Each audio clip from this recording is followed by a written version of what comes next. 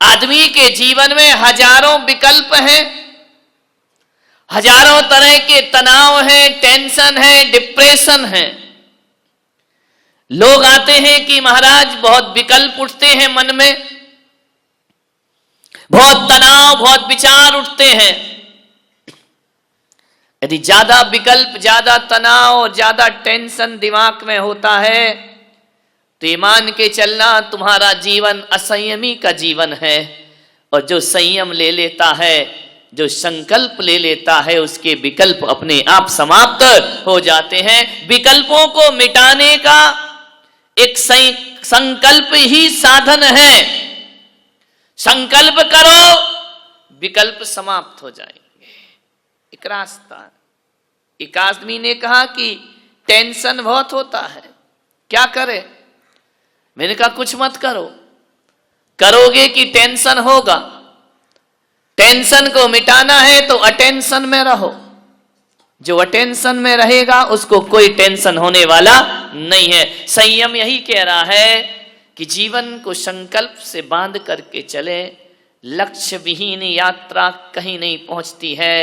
एक बात ध्यान रखना, आदमी चल रहा है, चल रहा है, चल रहा है, पहुंचा कहां है ये उसे पता ही नहीं है। आदमी चलता तो है, पहुंचता कहीं नहीं है। हम मंदिर जाते हैं, पूजा करते हैं, पाठ करते हैं, पहुंचे कहां? वहीं के वहीं। एक होता है ना कोल्हू का बैल, जो चलता तो बहुत है, उसकी आंख में पट्टी बांध दी जाती है। कोल्हू को जानते? तुम लोग तो जानते होगे। कोल्हू का बैल जो होता है उसकी आंख में पट्टी बनी रहती है। एक लकड़ी के खंबे से बांध दिया जाता है, गोल गोल घूमता है और मन में यही सोचता है बहुत यात्रा हो गई, आज बहुत चल लिया, सुबह से शाम चलते जा रहा, चलते जा रहा, चलते जा रहा है। वह सोचता है कि यात्रा बहुत कर चुका। लेकिन नादान जब शाम को पत्ती खुलती है तो कोल्हू का बैल चलता तो बहुत है लेकिन पहुंचता कहीं नहीं है। जहां से यात्रा शुरू होती है वहीं अपने को खड़ा हुआ। कहीं ऐसा जीवन हमारा तो नहीं। हम उपवास भी करते हैं, एकासन भी करते हैं, धर्म ध्यान भी कर लेते हैं, पूजा पाठ भी कर लेते हैं, माला जाप भी कर लेते हैं, लेकिन जब मौत आके हमारी पट्टियां खोलती है तो लगता है हम चले तो बहुत हैं लेकिन पहुंचे कहीं नहीं है। वहीं के वहीं अपने आप को खड़ा हुआ पाते। विचार करो, 5-5 पूजा कर ली, घर जाने के बाद क्रोध चालू, त्याग कर लिया, संयम ले लिया, विपरीत परिस्थिति पड़ी, क्रोध चालू, मान बरकरार है, मायाचारी चल ही रही है, पूजन पाठ चल रहा है, इधर धर्म भी चल रहा, उधर कर्म भी चल रहा है, इधर पाप भी चल रहा, उधर पुण्य भी चल रहा है। विचार करिए, ऐसा लगता है कि चले बहुत लेकिन पहुंचे कहीं नहीं।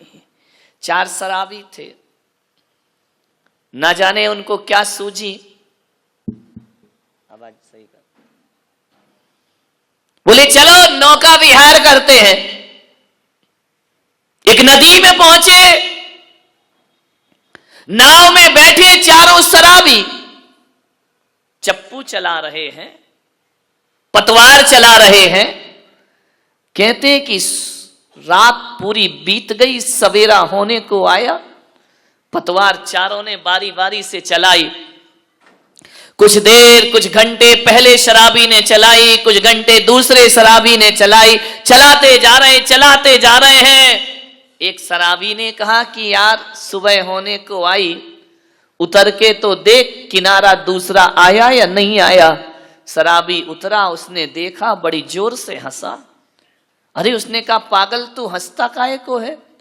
दूसरे से कहा तू आके देख ले। वो उतरा, उसने देखा, वो भी बड़ी जोर से हंसा। 2 बैठे थे, दोनों ने कहा यार पागलो हंस क्यों रहे हो, बताओ ना अपना किनारा आया कि नहीं आया। तीसरा उतरा, वो भी हंसा। चौथा उतरा, वो भी हंसा। चारों ठाके मार के हंस रहे हैं। बोले हंस रहे क्यों है? बोले यार अपन ने पतवार तो सारी रात चलाई, लेकिन नाव खोलना तो भूल ही गए। नाव तो अभी भी इसी घाट से बंधी हुई है, सारी रात चलाई, नाव वही की वही खड़ी है, लंगर छोड़ना तो भूल ही गए, लंगर तो घाट से ही बना हुआ है। मान्यवर, कहीं ऐसा ही तो हमारी जिंदगी नहीं उन शराबियों की तरह। हम त्याग तपस्या सब करते हैं, मगर नाव तो घर से बंधी हुई है, नाव तो परिवार से बंधी हुई है, नाव तो हमारी संसार से बंधी हुई है। नाव नहीं छूटी, कहां पहुंचोगे? मेहनत होगी, पहुंचोगे कहीं नहीं। अपने अंतस को टटोलने का प्रयास करें। कितनी अनासक्ति बढ़ी, कितने पाप कम हुए, कितनी कसायों से मुक्ति मिली। ऐसा लगता है कि एक हाथी जब स्नान करता है, नदी में जाकर के नहाता है और नहाने के बाद घंटों स्नान करता है नदी में डूबकर, और फिर जैसे ही नदी से बाहर निकलता है, धूल पड़ती है, सूंड में भरता है और फिर धूल अपने ऊपर डाल लिया करता है। उत्तम संयम, ध्यान रखना। नहाना फिर धूल से स्नान कर लेना, नहाना धोना सब एक सा ही हो गया। मान्यवर, हम भी अपने जीवन में यही कर रहे हैं। संयम होना चाहिए। संयम एक बंधन है, लेकिन एक बात याद रखना, हर बंधन बंधन नहीं होता। कुछ बंधन ऐसे होते हैं जो मुक्ति में कारण बना करते हैं। संयम एक बंधन है, संयम इंद्रियों का बंधन है, संयम प्राणियों का बंधन है। संयम का अर्थ है अपने मन को बांध करके रखना।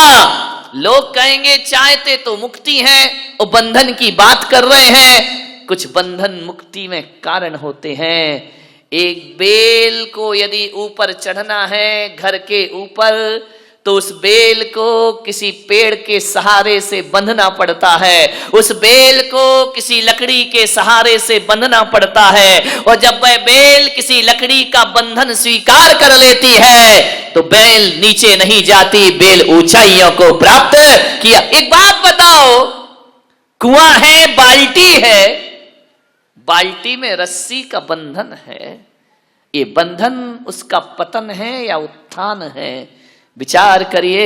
जब वह रस्सी में बाल्टी बंधी रहती है और बाल्टी को जब कुएं में फेंक दिया जाता है, और जब बाल्टी पानी में डूब जाती है, तो रस्सी का बंधन डूबी हुई बाल्टी को फिर ऊपर लेकर के आ जाता है, उसे ऊंचाइयां प्रदान करे। ये संयम है। संयम माने रस्सी का बंधन। हमारा जीवन एक बाल्टी है, रस्सी एक बंधन है, और वही बंधन उस बाल्टी को ऊंचाइयों पर लाने में कारण बना करता है। मान्य आचार्य शांति सागर जी महाराज प्रथम आचार्य हुए, जिनसे श्रवण परंपरा चली है। बड़े उपकार हैं इस जैन समाज पर उनके। मैं तो कहता हूं कि हमारे पूर्वज, हमारे माता पिता के जो उपकार हमारे जीवन में नहीं होंगे, उससे ज्यादा उपकार आचार्य शांति सागर महाराज के पूरी समाज पर हुआ करते हैं। पूरी श्रवण संस्कृति पर उनके उपकार हैं। किसी ने आचार्य महाराज से पूछा कि सौगंध लेने की क्या जरूरत है, नियम लेने की क्या जरूरत है? क्या जीवन बिना नियम के नहीं चल सकता है? आप हर किसी को कोई ना कोई नियम पकड़ाते हैं, कोई ना कोई संयम दिया करते हैं, कोई ना कोई सौगंध दिया करते हैं, आप आंकड़ी दिया करते हैं, आप प्रतिज्ञा कराया करते हैं। क्या जरूरी है प्रतिज्ञा लेना, नियम लेना?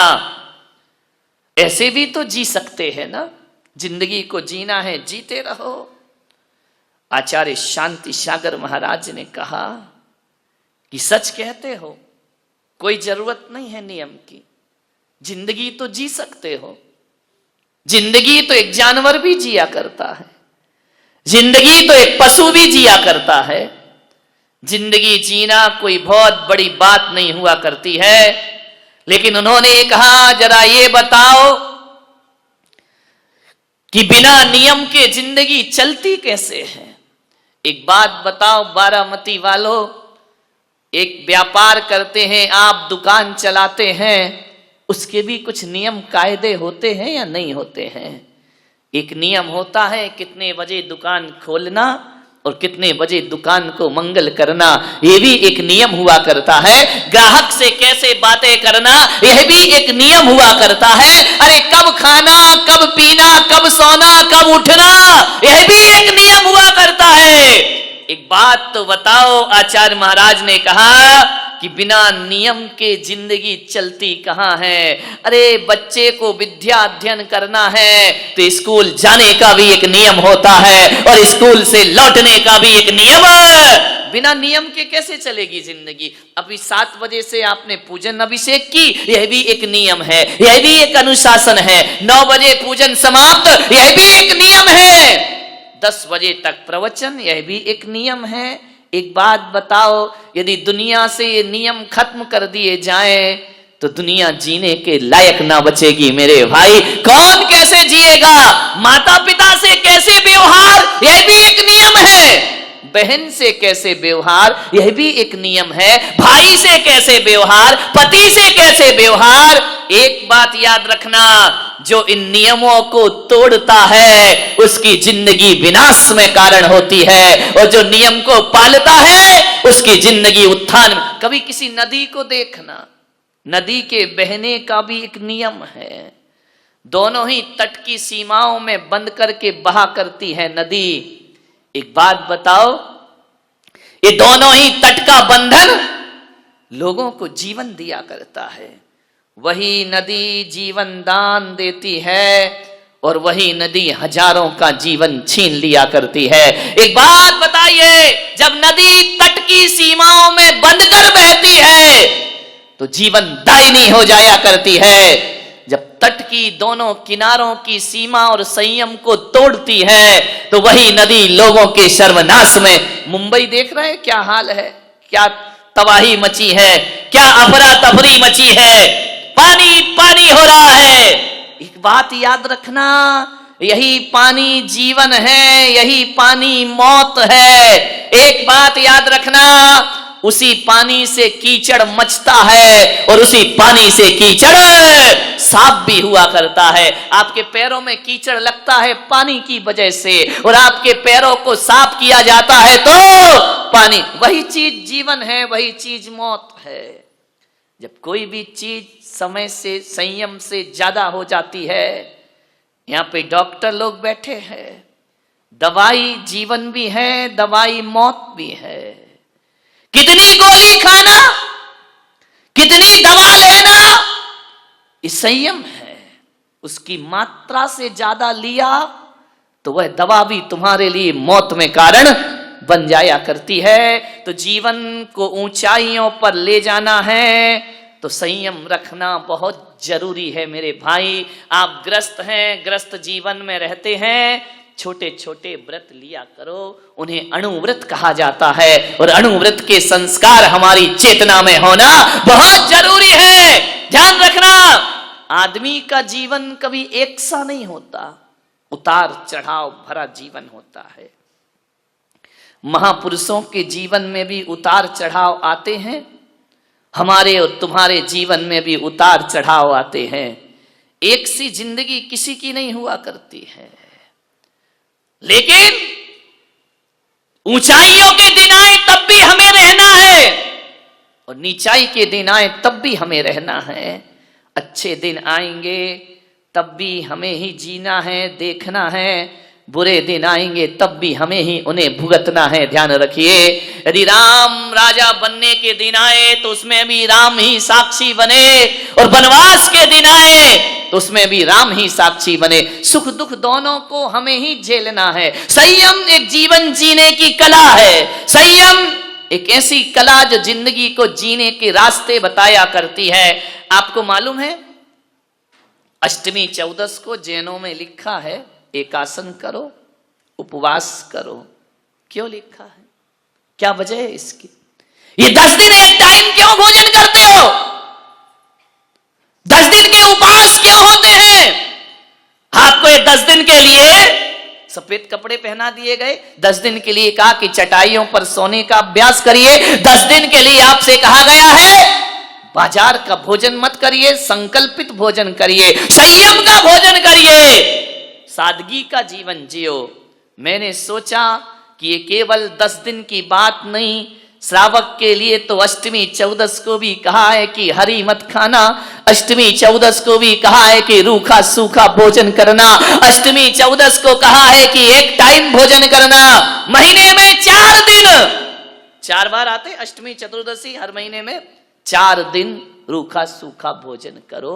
महीने में 4 दिन डल्लप के गद्दे पर मत सो, महीने में 4 दिन जमीन पर सोने का अभ्यास करिए, महीने में 4 दिन श्रृंगार मत करो, सादगी का जीवन जीने का प्रयास करो। महीने में केवल 4 दिन, शास्त्रों में तो लिखा है अष्टमी चौदस को घर बार छोड़कर जिनालय में निवास करना चाहिए, भगवान के मंदिर में रहना चाहिए, रात्रि में जागरण करना चाहिए, सोना नहीं चाहिए। ध्यान रखना, अष्टमी और चतुर्दशी वाले दिन। मान्यवर, मैंने सोचा कि ये नियम क्यों बनाए गए हैं, इनका कारण क्या, इनका लॉजिक क्या है, तो मैंने इसी चिंतन पर पहुंचा कि भगवान महावीर ने कहा है कि सबके दिन एक से नहीं हुआ करते हैं। आज पुण्य का उदय है, करोड़ों की संपदा है, आज आपके पास पैसा है, ध्यान रखना ये जिस दिन पुण्य क्षीण हो गया उस दिन सब लुटने में ज्यादा देर नहीं। आपने देखा होगा हमारे देखते ही देखते कई लाखपति खाकपति हो जाया करते हैं, महलों में रहने वाले सड़कों पर। देखा नहीं सिंघानिया का जीवन, इससे बड़ा उदाहरण क्या होगा। महलों में रहने वाला सड़कों की खाक छानते फिर रहा है। मान्यवर ध्यान रखना, जीवन बदल जाएगा। बहुत ऐशो आराम का जीवन जिया, अब जेल की हवा खाओ, ध्यान रखिए। बहुत डल्लप के गद्दे पर सोए, अब जेल की दरी मिलेगी, जेल की एक चादर कंबल मिलेगी, गुजारो जिंदगी। अब आंसू क्यों, अब रोना क्यों, अब माफी क्यों, अब सिसकना क्यों? विचार करिए। काश महावीर की साधना कर लेता तो आज ये दिन देखने की जरूरत नहीं पड़ती जिंदगी में, महावीर का संयम ले लेता। भगवान महावीर ने कहा कि ग्रस्त हो 4 दिन सादगी के गुजारो, 4 दिन सिंपल रहो, 4 दिन ऐसा जीवन जियो जैसे साधु संतों का जीवन होता है। मान्यवर, इसलिए कहा कि ये पुण्य जिस दिन क्षीण हो गया और ये 4 दिन जो महीने की आप साधना करेंगे, 10 दिन पर्युषण की साधना करेंगे, तो कम से कम आपको इतनी आदत तो पड़ जाए कि जब डल्लप का गद्दा बिक जाएगा तो हमको चटाई में भी वैसी नींद आएगी जैसे डल्लप के गद्दे पर नींद आया करती है। आज तुम्हारी थाली में 10-10 प्रकार की सब्जियां हैं, रोटी है, कल ये छिन गई तो जब रूखी रोटी खाने के दिन आएंगे ना तो जिंदगी बोझ नहीं लगेगी मेरे भाई, ज्यादा सुविधा भोगी जीवन जियोगे और जिस दिन सुविधाएं छिन जाएंगी उस दिन सिवा आत्महत्या के कोई रास्ता तुम्हारे पास नहीं। तुम्हें लगेगा कि मर जाओ ऐसे जीवन से, लेकिन यदि ये साधना कर ली, ये 10 दिन की साधना, आपने रंगीन वस्त्र छोड़े, सफेद वस्त्र धारण किए, मान्यवर आज की साधना बुरे दिनों में बहुत काम आया करती है। इसलिए बारामती वालों, मैं आपसे निवेदन करता हूं कि महीने के 30 दिन 30 रात आप घर में बिताते हो तो हर महीने एक नियम करो कि एक रात किसी तीर्थ पे जाके धर्मशाला में भी बिताने की साधना करेंगे। आसपास के तीर्थों में एक रात जरूर बिताएंगे, क्योंकि जब महल छिनेगा तो धर्मशाला बहुत काम आएगी तुम्हारे, ध्यान रखना। मान्यवर, आपसे निवेदन है, एक दिन रूखा सूखा खाओ, ना छिने पुण्य। कल ऐसी बीमारी लग गई कि आप फिर तला हुआ नहीं खा सकते, तो अष्टमी चौदस की साधना तुम्हारे बहुत काम आएगी। ये संकल्प, ये संयम बुरे दिनों में हमारे जीवन में बड़े काम आते हैं। महीने में 4 दिन ब्रह्मचर्य की साधना करो, महीने में 4 दिन रस परित्याग का जीवन जियो, तो ध्यान रखना उतार चढ़ाव की जिंदगी में भी जिंदगी संभल करके चलेगी। फिर आपको लगेगा, आज आप देख रहे हैं हम लोग यहां पर हैं, यहां चातुर्मास हो रहा है, मेरे कमरे को देखना। कई लोग तो मुझे कम देखते, कमरा ज्यादा देखते हैं, क्या लगा है, क्या सजा है, क्या दरबार है। ध्यान रखना, विचार करना, आज यहां है तो उस कमरे में हम रुके हैं, कल बिहार होगा तो टूटे कमरे में भी रात गुजारने की ताकत रखा करते हैं। ध्यान रखिए, टूटे स्कूलों में भी रात गुजर जाया करती है। आज सुविधा है, कल नहीं रहेगी। साधु तो सतत बिहारी है, साधु तो एक जगह रुकता ही नहीं है, बिहार करते रहता है।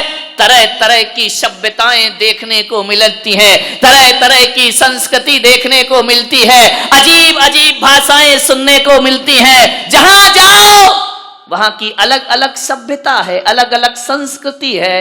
एक साधु को अपना जीवन ऐसा ढाल लेना चाहिए कि जहां जाओ जैसा देश वैसा भेष बनाने की। ये संयम का फल है मेरे भाई, ध्यान रखना। अच्छे भी लोग मिलते हैं, बुरे भी लोग मिलते हैं, आरती उतारने वाले भी मिलते हैं और गालियां देने वाले भी मिलते हैं, अर्घावतारण वाले भी मिलते हैं और असी प्रहारण वाले भी मिलते हैं। ध्यान रखना, जिंदगी है, सब जगह एक साथ थोड़ी होगा। आज जो बारामती का वातावरण है, जरूरी नहीं कि आगे ऐसा ही वातावरण मिले। हर हाल में जो खुश रहना सिखाता है वो उत्तम संयम धर्म हुआ करता है। हर परिस्थिति में आनंद है, ध्यान रखना, इसका नाम संयम है। यदि ये संयम हमारे जीवन में आ गया तो बताओ मेरे भाई, इससे नुकसान कौन सा है। 10 दिन तुमने यदि रात्रि में पानी नहीं पिया तो एक संकल्प किया है अपने आप की क्षमता को जानने का, उजागर करने का। हमारे अंदर अनंत संभावनाएं हैं, संयम उन संभावनाओं को उजागर किया करता है। आचार्य शांति सागर महाराज से बोला गया कि महाराज, कोई जरूरी है कि हम सब आपकी तरह नग्न हो जाएं, आपकी तरह महाराज बन जाएं? क्या जरूरी है?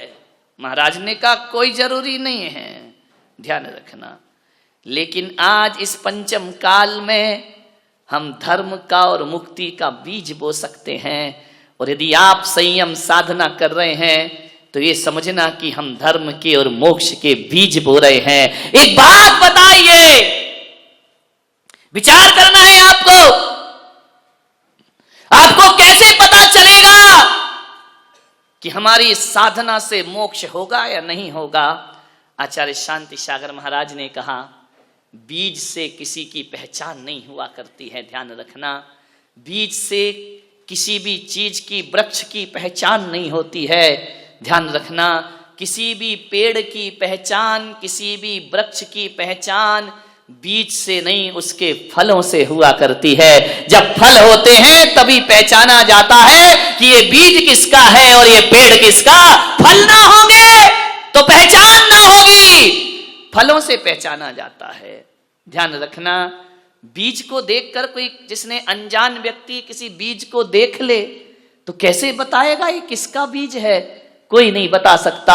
लेकिन जब वह बीज धरती पर बो दिया जाता है, जब अंकुरित होता है, जब वृक्ष बनता है और जब उस पे फल लटकते हैं, तब कहा जाता है कि ये बीज इस फल का। अभी पता नहीं चलेगा ये संयम साधना क्या है, लेकिन जब हमारे जीवन में मुक्ति के और मोक्ष के फल लगेंगे तब लगेगा कि ये साधना हमारी मोक्ष की साधना है। ध्यान रखिए, मान्यवर, फल के बिना वृक्ष की पहचान नहीं होती है। संयम लो, छोटे छोटे नियम लेने का साहस करो। जिस बिना नहीं जिन राज सीजे, तूर लो जग कीच में। विचार करिए, इस संयम के बिना तो तीर्थंकरों की मुक्ति नहीं होती है। तो आप और हम जैसे साधारण लोग कहां से मुक्ति को प्राप्त करेंगे? कितने भी तीर्थंकर घर में सम्यक दृष्टि रहा करते हो, कितना भी आत्मा का ज्ञान रखते हो, कितना भी तीर्थंकर तीन ज्ञान को लेकर आए हो, लेकिन जब तक वो संयम नहीं लेते तब तक तीर्थंकरों को भी मोक्ष की प्राप्ति। और तुम पूजा में क्या पढ़ते हो? जिस बिना नहीं जिन राज सीझे, आगे तू रोलो जग कीच। तू रोलो माने तू माने भगवान, भगवान के सामने अर्घ चढ़ाते हो, तू रोलो जग कीच में। तू रोलो नहीं कि बाजू वाले को कहते हो तू रोलो जग कीच में। अरे तू का अर्थ यहां बड़ा उल्टा है। यहां तू का अर्थ तू नहीं होता, पूजा में तू का अर्थ मैं हुआ करता है। ध्यान रखिए, जिस बिना नहीं जिन राज सीजे, मैं रोलो जग कीच में, हम सब रोले जग कीच। तू का मतलब भगवान या पड़ोसी नहीं। पूजा दूसरों के लिए नहीं की जाती है, पूजा तो अपने आप के लिए की जाती। मैं रोलो जग कीच में, संसार की कीचड़ में फंसा मैं कैसे मुक्ति पाऊंगा यदि संयम ना हो। एक बात ध्यान रखना, दुनिया में सबसे ज्यादा शक्तिशाली यदि कोई होता है तो चट्टान हुआ करती है, लेकिन भगवान महावीर कहते हैं चट्टान से भी ज्यादा शक्तिशाली धरती पर कोई होता है तो वह लोहा हुआ करता है, जो चट्टान के टुकड़े टुकड़े कर दिया करता है। लोहे से भी ज्यादा शक्तिशाली कोई है तो लोहे से भी ज्यादा शक्तिशाली अग्नि हुआ करती है, जो लोहे को गला के पानी बना दिया करती है। अग्नि से भी ज्यादा शक्तिशाली कोई है तो अग्नि से ज्यादा शक्तिशाली पानी हुआ करता है, जो धधकते हुए दावा नल को बुझा दिया करता है। पानी से ज्यादा शक्तिशाली कौन है? तो पानी से ज्यादा शक्तिशाली कौन होगा? कौन होगा पानी से ज्यादा शक्तिशाली? बोलिए, पानी से ज्यादा शक्तिशाली, पानी से ज्यादा शक्तिशाली आदमी का संकल्प हुआ करता है, जो पाताल से भी पानी को बाहर निकालने की ताकत रखा करता है। आदमी है जो पाताल अब निकाल रहे कि नहीं, हजार हजार फीट नीचे से पानी ऊपर ला रहे हो, बोरिंग करा रहे हो। ये कौन करा रहा? ये मशीन बोरिंग नहीं कर रही। ध्यान रखना, आदमी की प्यास और उसका संकल्प पानी को पाताल से खींच करके ले आए। यदि प्यास गहरी है, आप ये मत सोचो कि मशीन से बोरिंग होती है, आप ये मत सोचो कि किसी उपकरण से कुआं खोदा जाता है, आप ये मत सोचिए किसी ताकत से पानी का स्रोत पैदा किया जाता है। मेरे भाई, ना तो मशीन से पानी बाहर आता है, ना खुदाई से पानी बाहर आता है। यदि पानी को कोई ढूंढता है तो मशीन और यंत्र नहीं ढूंढते, भीतर की प्यास पानी को खोजा करती है। यदि प्यास है तो पानी है, और प्यास नहीं तो पानी। प्यास बहुत गहरी। यदि आपके अंदर परमात्मा की प्यास जगी है तो ध्यान रखना, इस कलयुग में भी परमात्मा जरूर मिलेगा।